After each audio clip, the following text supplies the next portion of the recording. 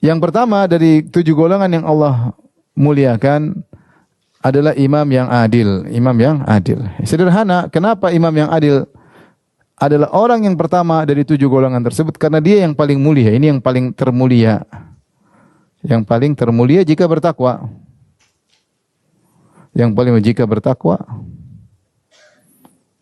Sebaliknya paling buruk jika zalim. Kenapa dia paling baik jika bertakwa? Karena kebaikan dia akan menular kepada banyak orang. Bayangkan seorang penguasa atau pemimpin, di bawahnya ada 1 juta orang. Terus dia mengeluarkan suatu ketetapan yang baik dan akhirnya 1 juta orang tersebut merasakan kebahagiaan atau manfaat dari kebaikan pemimpin tersebut. Bagaimana kalau pemimpin tersebut ternyata memiliki bawahan rakyat sebanyak 20 juta orang? Bagaimana kalau 100 juta orang? Bagaimana kalau lebih daripada itu? Setiap keputusannya, setiap kebijakan yang dia ambil adalah yang terbaik dia usahakan, maka dampaknya akan mengenai rakyatnya yang begitu banyak. Maka kebaikan yang dia lakukan ini luar biasa. Makanya Ibnu Taimiyah mengatakan dia adalah afdhalul mujahidin, mujahid yang terbaik di zamannya.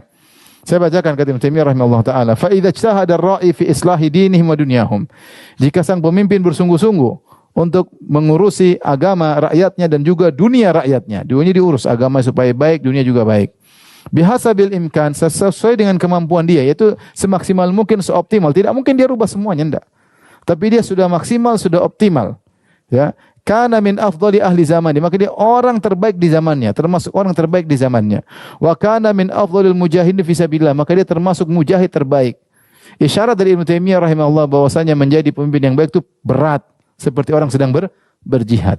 Apalagi dia masuk dalam suatu sistem yang sistem tersebut rusak, maka dia berusaha untuk merubah. Bukan, ini jihad yang luar biasa. Jihad yang luar biasa, bukan perkara yang mudah. Jika dia sudah berusaha bertakwa sebisa mungkin memperbaiki rakyatnya, urusan dunia maupun agamanya, maka dia adalah mujahid terbaik. Pahalanya pahala yang terbaik. Makanya ketika Nabi menyebutkan 7 golongan, yang pertama Nabi sebut adalah dia. Maka saya sampaikan, orang jadi pejabat itu di antara 2 kemungkinan. Dapat surga tertinggi atau neraka terdalam. Surga tertinggi atau neraka terdalam. Kalau dia baik, dia adil, maka betapa banyak pahala yang akan dia dapatkan. Betapa banyak orang yang bahagia karena kebaikan dia. Dan Rasulullah SAW bersabda, khairukum anfa'ukum linnas. Sebaik-baik kalian adalah yang paling bermanfaat bagi orang lain. Ya. Maka seharusnya setiap pejabat merenungkan akan hal ini, menjadikan jabatan yang dia pegang sarana untuk bisa meraih pahala sebanyak-banyaknya, agar dia meraih surga yang tertinggi, bukan dia manfaatkan untuk menjerumuskan dia ke dalam neraka yang sedalam-dalamnya. Coba bayangkan kalau ada pemimpin yang tidak adil sebaliknya. Kemudian dia memutuskan suatu perkara, kebijakan yang zalim untuk kepentingan pribadinya, kepentingan keluarganya, kepentingan nepotismenya, kepentingan keluarganya, kemudian ternyata keputusan tersebut zalim. Yang kezaliman ini berdampak pada puluhan juta orang. Hari kiamat kelak nanti dia akan disidang melawan puluhan juta orang. Bayangkan 1 juta orang ngantri mau sidang sama ente, bayangkan satu lagi kena lagi, satu lagi ganti-gantian, satu lagi. Waliyadzubillah ya. Oleh karenanya yang punya keluarga pejabat tolong diingatkan supaya menjadi pejabat yang terbaik agar meraih surga yang terbaik ya. Dan saya sering sampaikan bahwasanya beramar ma'ruf nahi mungkar tidak harus merubah secara total. Itu terkadang perkara yang berat. Bernahi mungkar itu ada 2 tingkatan. Menghilangkan kemungkaran secara total. Kedua, mengurangi, meminimalkan apa? Kemungkaran. Kalau dia tidak bisa menghilangkan secara total, dia berusaha mengurangi. Siapa tahu dia mengurangi, kemudian datang pejabat berikutnya mengurangi lagi, ada suatu saat bisa berubah. Berhasil enggak berhasil urusan Allah Subhanahu wa taala. Jadi luruskan niatnya ketika menjadi seorang pejabat, saya ini adalah pelayan rakyat. Saya adalah pelayan rakyat, yang gaji saya adalah para rakyat. Diambil dari uang rakyat, jangan sampai saya menzalimi rakyat. Saya bersenang-senang, rakyat susah-susah. Ya. Waliyadzubillah ya. Oleh karena saya ingatkan bagaimana dulu Imam Syafi'i, Umar bin Khattab, mereka punya pendapat bahwasanya Imam Syafi'i berpendapat, maksudnya seorang pejabat yang mengurusi rakyat, dia seperti mengurusi anak yatim. Apa dalam syariat mengurus anak yatim? Mengurus anak yatim itu kita boleh makan dari harta anak yatim secukupnya. Tidak boleh berlebihan. Tidak boleh kita ngeruk ngabisi apa? Menggerus harta anak yatim, zalim. Allah berfirman, "Innal ladzina ya'kuluna amwalal yatama dzulman, innama ya'kuluna fi butunihim nara." Sungguhnya orang-orang yang memakan harta anak yatim dengan kezaliman, sungguhnya mereka memasukkan makanan tersebut api neraka dalam perut mereka. Kapan seorang dikatakan mengurus anak yatim zalim? Jika dia mengambil berlebihan. Tidak sesuai dengan apa? Kebutuhan. Jadi jangan sampai seorang kemudian menjadi pejabat, kemudian dia bersenang-senang berfoya-foya dengan harta yang itu bukan milik dia, itu adalah milik negara, milik rakyat. Kemudian dalam hadis kata Rasulullah SAW, "Inna rijalan yatakhawaduna fi malillahi bi ghairi haqq, falahumun naru yaumal qiyamah." Sungguh sekelompok orang, mereka mengelola harta negara tanpa hak. Ya, demi kesenangan mereka, bagi mereka api neraka pada hari kiamat kelak. Maka seorang berusaha ya bertakwa kepada Allah kalau menjadi pejabat untuk meraih surga yang tertinggi.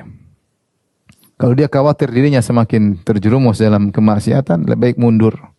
Hidup cuma sekali, jangan spekulasi dengan akhiratmu. Jangan spekulasi dengan akhiratmu. Alhamdulillah kita masih bisa makan, masih bisa hidup, masih bisa. Jadi kalau kau punya kemampuan, maju bismillah. Kalau punya kemampuan dan niat untuk merubah, ingat di depan sana banyak sekali ujian. Maka seorang bertakwa kepada Allah Subhanahu wa taala, kita ingin negeri semakin maju, semakin baik, semakin banyak pemimpin yang adil, semakin masyarakat semakin makmur. Maka sungguhnya pejabat itu di antara kesempatan meraih surga tertinggi atau meraih apa? Neraka yang terdalam. Hati-hati.